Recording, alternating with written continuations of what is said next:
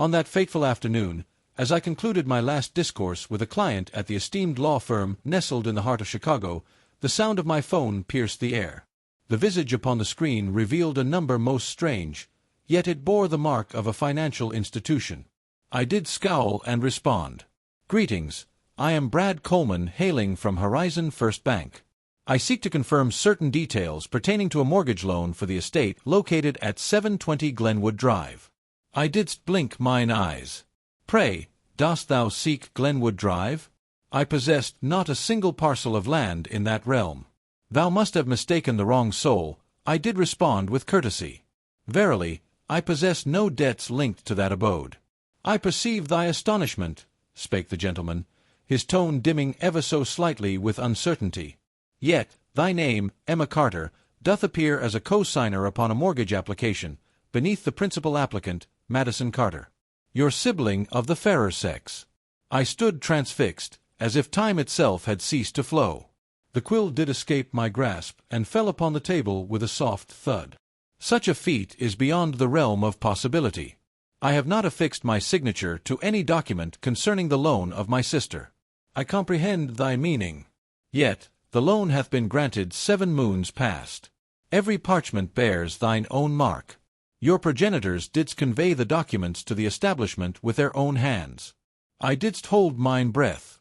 A torrent of visions did sweep through my thoughts.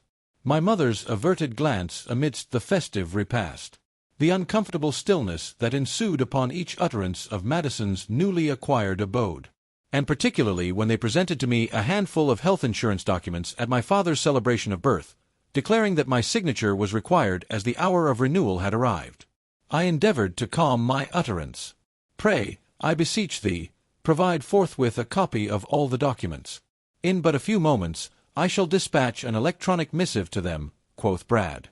"Yet, there lies another matter at hand. The payments doth linger, now more than 2 moons past their due time. The present sum stands at approximately $17,800, with naught cents to be accounted for." Mine breast did constrict with a heavy weight. Mine ears could scarce perceive the remainder of Brad's discourse. When the call did conclude, I took up the device once more to summon Alex, my dearest companion since our days of learning, a practitioner of the law, and the sole soul I could confide in without fear of reproach for uttering such a wild notion. "Mine own signature hath been forged," I didst exclaim when he didst answer the call. "Madison, my progenitors, all of them." Not a single query did Alex pose. "In a quarter of an hour, I shall arrive." Upon the arrival of Alex, I had already been graced with a missive from Brad. Upon the unsealing of the PDF tome, in but a fleeting moment, all doubt did transmute into unbridled ire. The signature line upon the mortgage declaration did not merely bear a likeness to mine. It bore the same delicate curl at the conclusion of the A in Emma, akin to the script of my dear mother. Alex didst tap the screen. They did not even take the care to render it a flawless semblance. This transgression bears grave consequence. I did acquiesce with a gentle nod. Mine hands did tremble when mine device did illuminate. Mine mother did summon me. I bestowed the device upon Alex, who did motion, "Respond to it. Strive to maintain thy composure." I inhaled deeply and embraced the summons. "Greetings, dearest mother. Dearest, dost thou possess the leisure this eve? Text thy father doth prepare thine favored dish of spaghetti and meatballs." Verily, I found myself on the brink of mirth at the twist of fate. "Most excellent. Forsooth, I yearn to engage in discourse with thee as well." Upon receiving a most intriguing missive from Horizon Bank, I found myself captivated by the discourse that ensued. There fell a hush upon the other end. Then she did utter, her voice trembling with uncertainty, "I was about to reveal it to you in due time. Verily, verily, it is but—" Madison found herself in dire need of assistance. "And thou art performing with great prowess. Thus, thou hast chosen to counterfeit mine own signature? Art thou aware that this peril may lead to the loss of mine employment, mine license to practice law? Thou dost overstate thine concerns, fair Emma. We are bound by the ties of kinship. Kinfolk dost aid one another." I gripped my jaw, striving to maintain my composure. "Shall we lend our hands to one another?" or perchance lend aid to Madison. Thou hast cast me into a chasm of debt, amounting to nearly $18,000, with nary a word spoken. Madison shall repay the debt in due course. She merely requires a span of time. With a swift motion, I severed our connection, my gaze fixed upon the glowing screen, revealing 3 payments long past their due date. This eve, I shall make my way to thy abode. Let it be known, Madison must also grace us with her presence. We must engage in discourse. Verily, I concluded the discourse, my hands trembling still. Alex, didst shut the laptop with a decisive motion. Wouldst thou desire to bring forth charges? I didst sink into my chair, feeling as though the very air had been drawn from the chamber. I know not, I murmured softly. Yet I crave the verity. All of it, indeed. Alex did lay a hand upon my shoulder. Thus, we commence this eve. I did acquiesce, a transformation stirring within my very soul. Not anguish, but determination. My kin sought to wield my triumph as a bulwark against their ill-fated choices. Indeed, now they shall discover the trials of confronting a legal mind. At the hour of 8, Alex didst re-enter mine office, bearing his portable device, a satchel filled with provisions, and a countenance graver than I had ever beheld. "Partake of sustenance ere thou dost faint," quoth he, as he placed the victuals upon the table and drew forth a chair. "I have commenced my inquiry into the bank and 3 other financial establishments. This is not merely a loan upon thy dwelling." I gazed upon his screen as documents did emerge with great haste. Mine appellation, mine own personal missive, mine own number of Social Security. "Emma," he uttered in a hushed tone, "in thy name 3 credit cards have been forged, all within the span of but 6 fleeting months.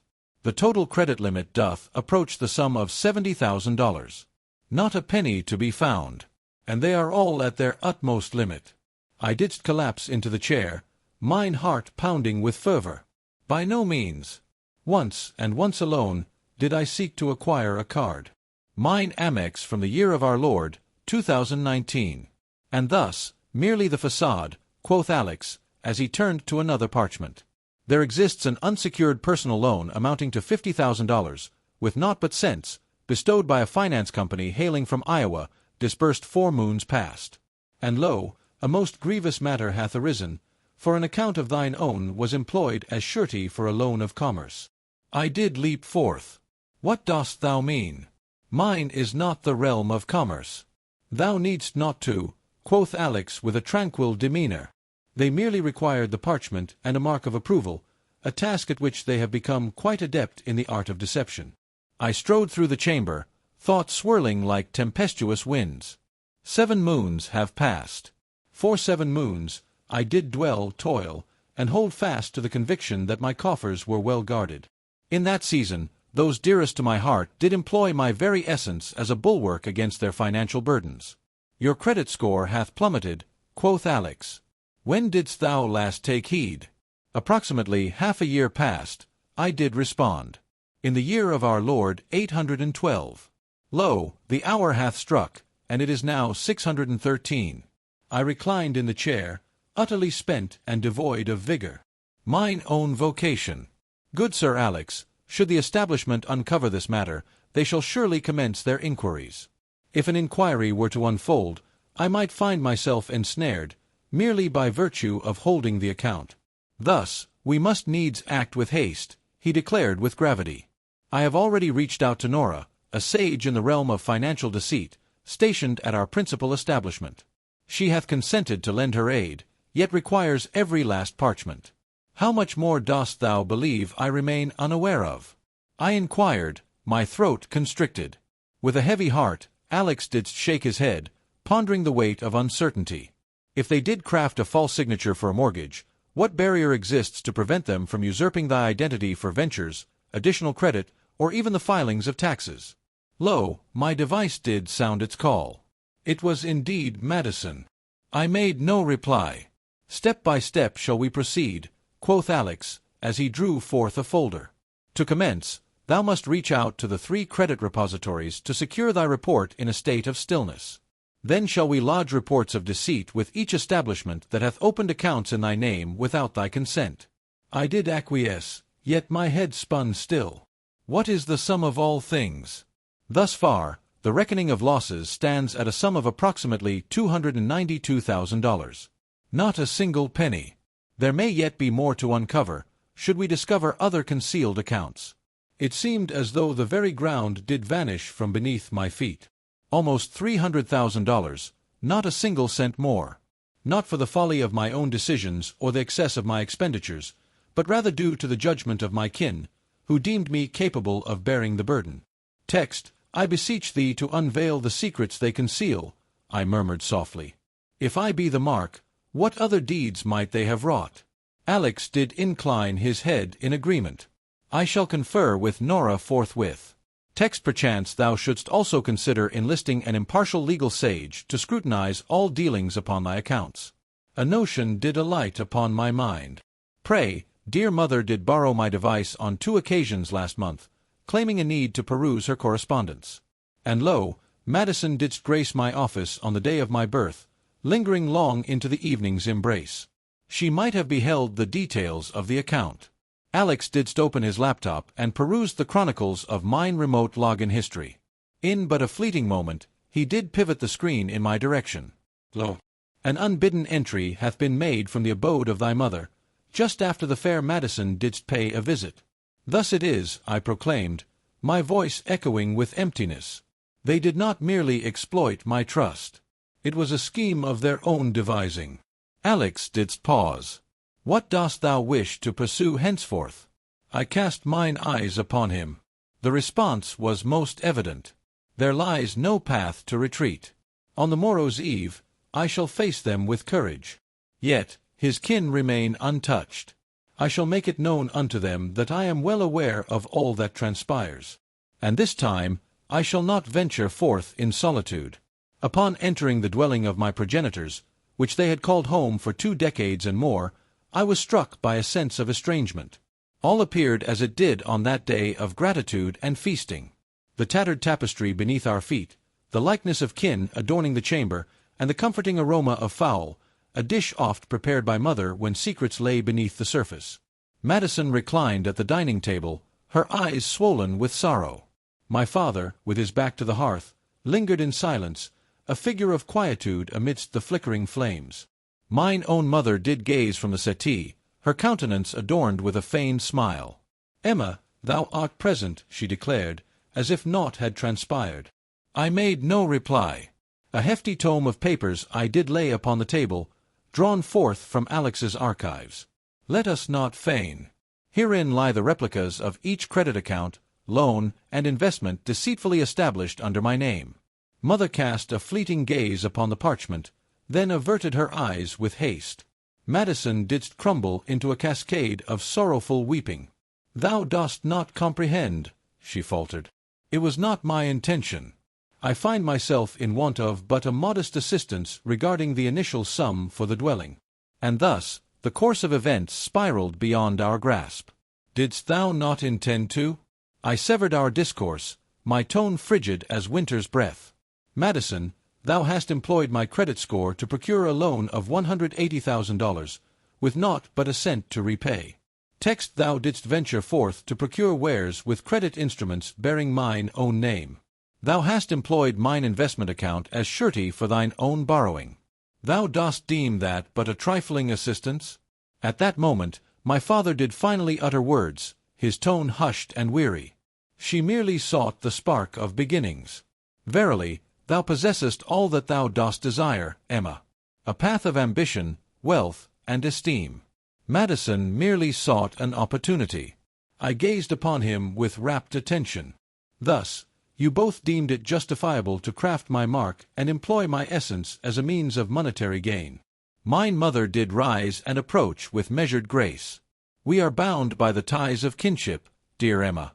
Though I am aware this deed was ill-conceived, I held faith that thou wouldst comprehend. I had faith that thou wouldst grant us pardon. I did withdraw a step, albeit but a half. To grant pardon is not among my tasks this day. Madison seized my arm, her tears cascading down her cheeks like a sorrowful river. Verily, I shall repay thee, I do swear it. Time, I beseech thee, is all I require. I didst retrieve mine device, and didst unveil an image of her account's ledger. In the preceding month, thou didst expend a sum nearing $9,000, with naught but a few cents, at a place of indulgence, and a trifling $3.50 on fine accoutrements of fashion. Pray tell, what manner of recompense dost thou intend to render for that debt? What sum dost thou acquire each month? Hark, the stillness reigns. The inquiry cleaved through the chamber with the sharpness of a dagger. I know not, Madison confessed, her voice a mere whisper that compelled me to lean closer to catch her words. Mine occupation doth not possess the steadiness I seek. I did acquiesce with a gentle nod. Alas, I must express my regret, for repayment doth elude thee. And if thou dost truly hold that affection alone sufficeth to ruin my standing, my vocation, and my good name, then perchance we are no longer conversing in the same tongue. Mine mother didst weep most bitterly. Fair Emma, I beseech thee, refrain from this course of action. Your sister, she shall forfeit her abode. I beheld Madison, now quaking as a youthful soul ensnared in mischief's grasp. Then I cast mine eyes upon my progenitors, those who once instilled within me the virtue of truthfulness, now present in a moment of hope that I might avert my gaze. I have sought the counsel of a legal adviser. With measured words, I proclaimed, on the morrow's dawn, I shall lodge a complaint of identity fraud with the esteemed State Financial Crimes Unit. Mine father did cast a frown most dire. Art thou truly resolved to bring thine own kin before the court of law? To no one shall I convey thee, I did respond. Thou hast invited this upon thyself by choosing to take advantage of me without so much as a word of consent. Madison did softly implore, Thou canst not proceed thus, for I am thy sister. I inhaled deeply, striving to maintain a steady tone in my speech. Thou art my sister. Yet thou art also the one who hath laid waste to the career I toiled a decade to construct. Thou canst not take all from another and then beseech them for a smile and their pardon. Mine mother did sink into a chair, her visage concealed within her trembling hands. My father remained mute. Madison beheld me with wide eyes, a tempest of dread swirling within her gaze. I strode forth to the threshold, yet paused to cast a final glance behind me. My actions are not driven by wrath. I embark upon this endeavor for the sake of righteousness. Forsooth, should I remain silent in this moment, a future occasion shall surely arise, and yet another to follow, until naught remains for me to safeguard. I did shut the portal upon my departure, forsaking the weeping that lingered, the treachery and the ceaselessly uttered justification. We are bound by the ties of kinship. Forsooth, in this singular moment of existence, I hath come to a profound understanding. Kinship doth not grant one the right to inflict pain and masquerade it as affection. 3 days hence, after a most tumultuous encounter with my kin, I found myself ensconced within the chambers of Solstice James, a venerable financial adviser at the esteemed law firm with which I was affiliated. Upon the introduction bestowed by Alex, in but a mere span of 5 minutes, I discerned the reason most clear. Solstice spake not with great abundance. She diligently perused each line of data, her fingers dancing upon the keys with a meticulousness akin to unraveling a fateful riddle of yore. Beside her I did sit, a chill sweat dampening the fabric of my shirt, as mine eyes beheld the screen awash with figures and names of accounts most unfamiliar to me. At long last, Emma uttered, nearly 2 hours into the meticulous examination of the transactions. Verily, we are beset by a far graver dilemma than thou dost perceive. I did raise mine eyes to the heavens above. What is the magnitude? Sufficient in magnitude to summon the authorities of the land. I didst hold mine breath. Solstice didst turn the screen in mine direction. Upon mine inquiry, I have discerned a sequence of dubious dealings emanating from thy investment account, which hath been employed as surety for a purported private investment fund known as the River Pine Growth Fund. Does it strike a chord? I didst shake mine head. Verily, though it doth not exist, yet several souls of the Windmere Golf Club, where thy progenitors do frequent, have placed their fortunes therein. She didst summon forth a ledger of numbers. I followed the course of the coin. A sum of $5,200,000, with naught but cents, traversed through no fewer than 4 intermediary accounts. 2 in the land of the free, one in the shores of Belize, and one shrouded in mystery in the realm of Luxembourg. Oh, mine own heavens! I didst push my chair back, grappling with the very air that eluded my grasp. Yet the tale doth not end there. Solstice did continue to unfold. Thy financial records and esteemed reputation, alongside a replica of thy true investment portfolio, were employed to persuade others to lend their contributions. Text thy name, thy likeness, thy account of investments, even spurious missives portraying thee as the steward of the fund. What dost thou mean? They dost. Hath mine email been forged? They hath forged one most akin, e.carter.consult@gmail.com. Thy e-signature hath been replicated as well.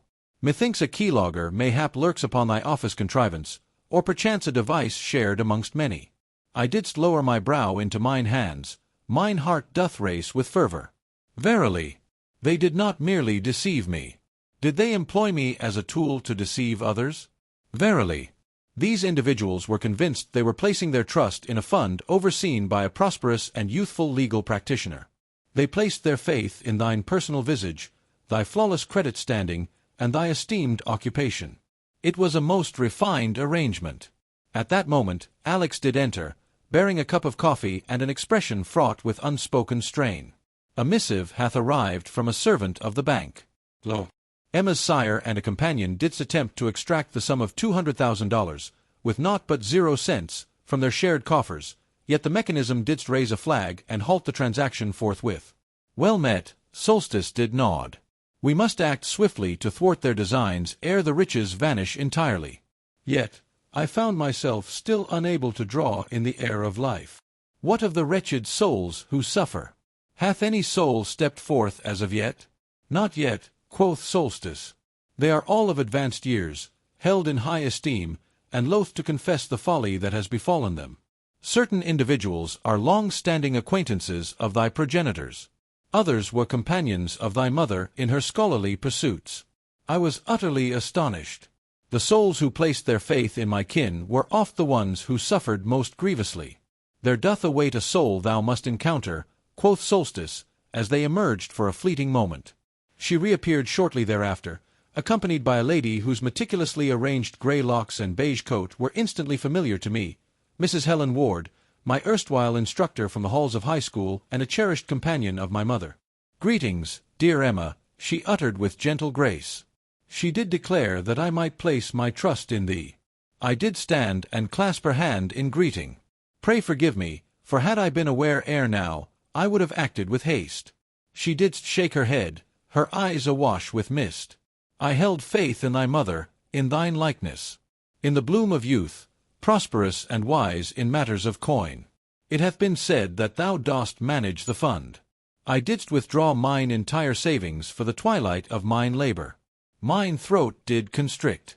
With steadfast resolve, I shall exert every effort to reclaim that coin, as I have vowed to do. I do solemnly vow. Alex did incline his head in agreement.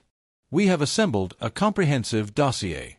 In the morrow, we shall present it to the esteemed Office of Investigation, Solstice did declare. We are likewise gathering a comprehensive enumeration of those who have suffered. Upon the commencement of the case, they shall be granted both protection and legal counsel. Upon gazing at the whiteboard that adorned the wall, I beheld a tapestry of sticky notes, each inscribed with the names of the fallen, the sums of their fortunes, and the dates of their fateful transactions. It appeared as though the design of a grand deception lay before me, with my name inscribed at its very heart. Pray tell, how much time dost thou reckon? I inquired. Not much, quoth Alex in response. They are in a state of great distress. Delay too long, and the coin may slip away into distant vaults, beyond our grasp. I didst clench mine fists. Let us commence forthwith. On that fateful morn, I didst enter the grand halls of the Halridge Bank, accompanied by my companions Alex and Solstice, bearing a weighty tome brimming with spurious missives, fiscal records, access logs of the digital realm, and a duly authenticated ledger of deceitful ventures. Frank Delaney, the steward of this branch, did rise upon our entrance, a fleeting glimmer of astonishment and unease flitting across his visage. Fair Emma, earlier this day, I had an audience with thy progenitors, he proclaimed, striving to keep his tone unperturbed. They assert that thou art endeavoring to besmirch the family's good name, and even threaten to pursue legal action against thee for slander. I set the parchment upon his desk, and gazed directly into his eyes. Pray, I entreat thee to cast thine eyes upon the treasures I have brought forth this day. Frank took his seat, unfurling the parchments, perusing each leaf with deliberate care. The serenity in his gaze slowly transformed into unease, particularly as he scrutinized Solstice's examination of the dubious dealings, notably the flow of funds from the Riverpine Growth Fund to nameless accounts beyond the sea. Alas, he did exhale in astonishment as he beheld the report of the IP address. All applications for loans, ventures in investment, and the initiation of credit cards were conducted from a singular abode, that of your progenitors. Solstice did acquiesce with a gentle nod. We hath also extracted logs of device identification. All deeds did spring forth from a personal device, akin to that which Madison did carry to Emma's chamber. Frank did close the folder, his visage now hardened like the very rock of ages. Pray, I must needs convey this matter forthwith to our esteemed legal counsel. The bank shall henceforth suspend all associated accounts whilst the inquiry doth unfold. We have already dispatched the identical report to the esteemed Northridge County Police Department and the venerable Federal Financial Crimes Office, Alex did declare. Verily, the officers shall make their entrance anon. In but a fleeting hour's passage, 2 officers clad in unadorned garb didst make their entrance into the bank. I did discern them from a prior encounter. Inspector Hope and Deputy Inspector Morales, 2 figures of authority, stand poised in their duties. Fair Ms. Carter, I extend my gratitude for thy cooperation. We have examined the proofs with great scrutiny. Now is the hour to summon forth the parties entwined in this matter. In the dimly lit chamber of discourse, I lingered, whilst Frank summoned my progenitors and Madison, beseeching their swift return to the establishment to elucidate certain matters pertaining to the mortgage scrolls. All 3 did consent forthwith, perchance still believing themselves to be in the lead of the contest. Upon their entrance into the chamber, my mother didst take the lead in discourse, her tone as nonchalant as one might find at a gathering of merriment. Good Sir Frank, how joyous am I that thou hast summoned me with thy call. We deemed it prudent to resolve matters with Emma post-haste. My sire bestowed upon me a brief inclination of his head. Madison averted her gaze from mine. Illuminate the matter at hand. Verily, I proclaimed, as I did slide the parchment forth upon the table's surface.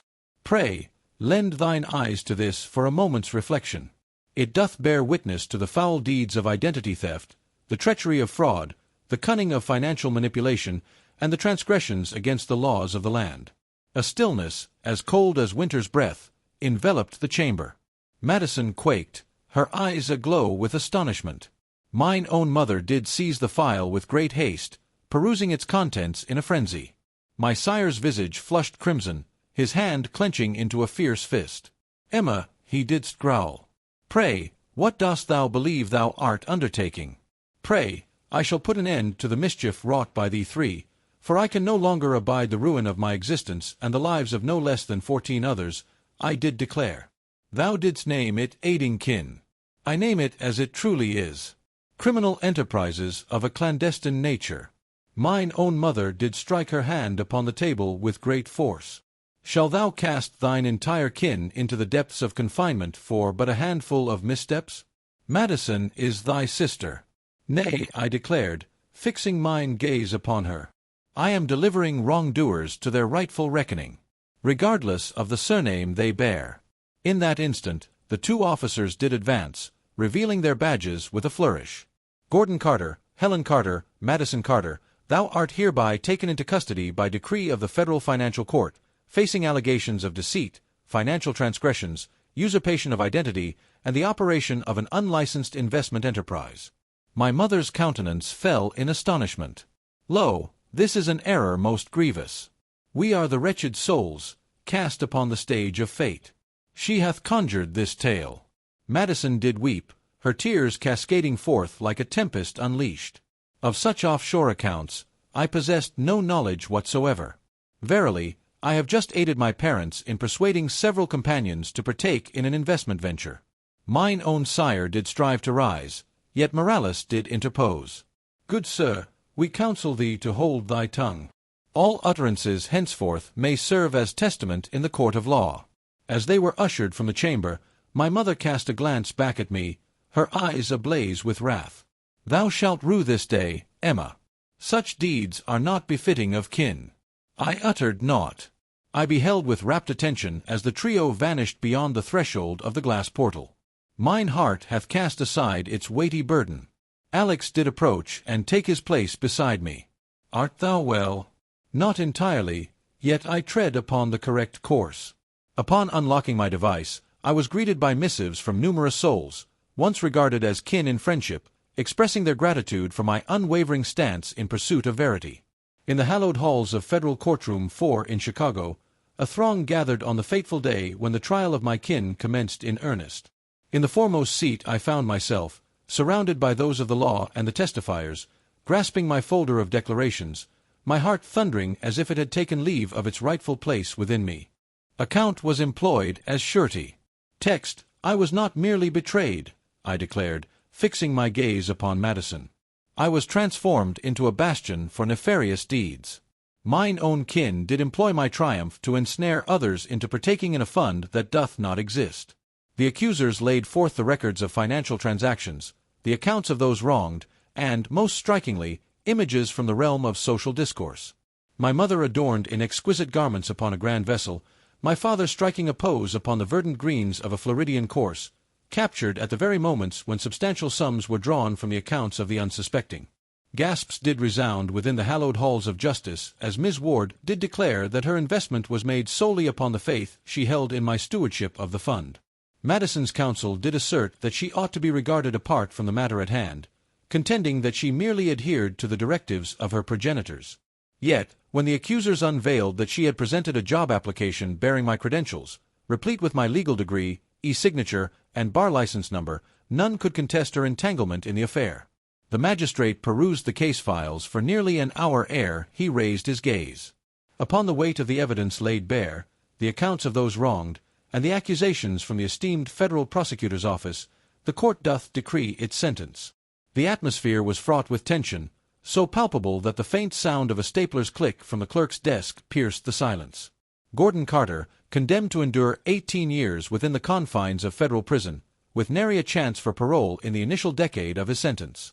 Fair Helen Carter, condemned to 15 winters in the confines of federal captivity. Madison Carter, condemned to 12 years in the confines of federal prison, faces an everlasting ban from all forms of financial representation or practice. Madison, overwhelmed by her emotions, wept uncontrollably in that very moment. Mine mother did sink into her chair, her visage wan and lacking hue. My sire uttered naught, fixated upon the distance, his gaze void and empty. All possessions linked to the matter at hand, encompassing properties, conveyances, adornments, and household financial accounts, shall be appropriated as recompense for those wronged, the magistrate declared further. The court doth decree the reclamation of treasures ensconced within foreign vaults, in alliance with the esteemed agents of the FBI. With a tender touch, I sensed Mrs. Ward's hand upon mine. "Thou hast done well," she murmured softly. I yearned to embrace that notion, yet a fragment of my soul remained in torment. Forsooth, to act with virtue did also bring the sorrow of severing ties with mine own kin. As the constables escorted the trio from the hallowed halls of justice, fair Madison glanced back, her visage adorned with sorrowful tears cascading down her countenance. "Forgive me," she murmured softly. "Never did I foresee that it would reach such lengths." I remained silent, for I possessed the knowledge within me. She was aware. All did they, and they pressed onward, though the precipice loomed before them. The trial hath reached its conclusion, yet mine odyssey, in pursuit of justice, truth, and for those who suffered, is but commencing. Upon the passage of a week since the trial's conclusion, I found myself returning to Rothman and Lindley, my thoughts transformed and my spirit anew. I was no longer Emma Carter, the maiden striving to maintain her kin's esteemed reputation. From the depths of despair, I emerged, a testament to resilience, having weathered the tremors of a calamity named betrayed trust. And I perceived I was not solitary. In but a fleeting span of time, scarcely 2 days post the decree of judgment, an epistle from the esteemed board of directors graced my inbox. They did summon me to take the helm of a fresh endeavor named Reclaim and Rise. a program of legal and emotional succor for those ensnared by the treachery of financial deceit, wrought by kinfolk. We hold the conviction that none possess greater qualifications than thou, the CEO did proclaim, not solely for thy mastery, but for the life thou hast truly known. Thou dost comprehend the anguish, and hast transformed it into a noble cause. I gazed upon that missive for countless hours, in a state of turmoil. A fragment of my soul yearned to close that tome forever, to seal it within the annals of yesteryear. Yet the bolder essence within me discerned, this was not the conclusion. It was but the dawn of a tale yet to unfold. I did acquiesce. In the nascent days of my stewardship, slumber eluded me like a fleeting shadow. Alongside Solstice and Alex, we commenced the noble endeavor of establishing the groundwork for the program. A beacon of hope was established. A digital portal emerged in but a fortnight, and ere the week had passed, more than 300 souls had sought its counsel. Primarily those of mature years, venerable souls, or those who have suffered the sting of treachery from a trusted companion. One of the earliest summons that stirred my soul was from a lady of 67 years, known as Marlene. I have lent my whole nest egg to aid my son in embarking upon his entrepreneurial venture, she declared over the telephone. Now he hath departed, bereft of coin and shelter, and I am filled with foolish. I found myself ensconced within my chamber, grasping the device, my utterance faltering. None are foolish for placing their faith in a beloved, yet to summon the valor to ascend after treachery? That is the true measure of the heart. That is truly remarkable.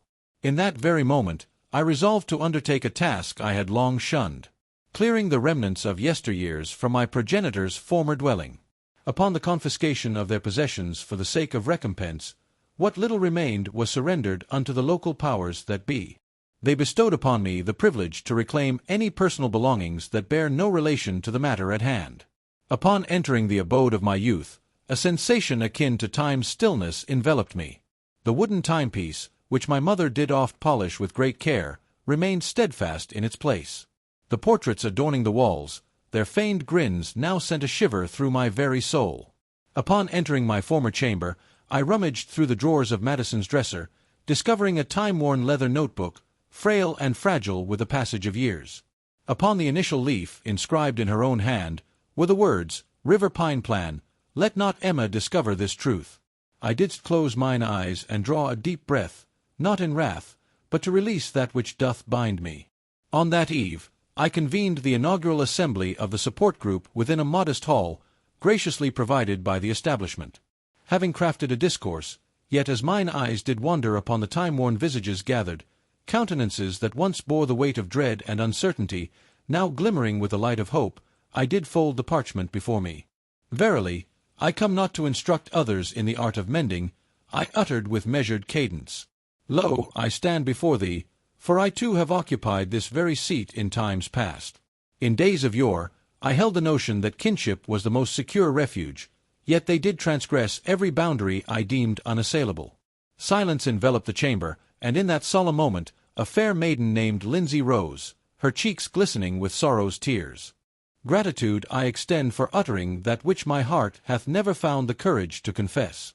Upon the conclusion of that gathering, a multitude of missives found their way to me, penned with care, alongside tokens of appreciation, each a small treasure. Not from a sense of thankfulness, but rather for the solace found in shared company. Gone were the days when I could claim a mother, a father, or a sister in the truest essence of kinship. Yet I had discovered a novel kinship, one that sought not for flawlessness, but rather for truth and kindness.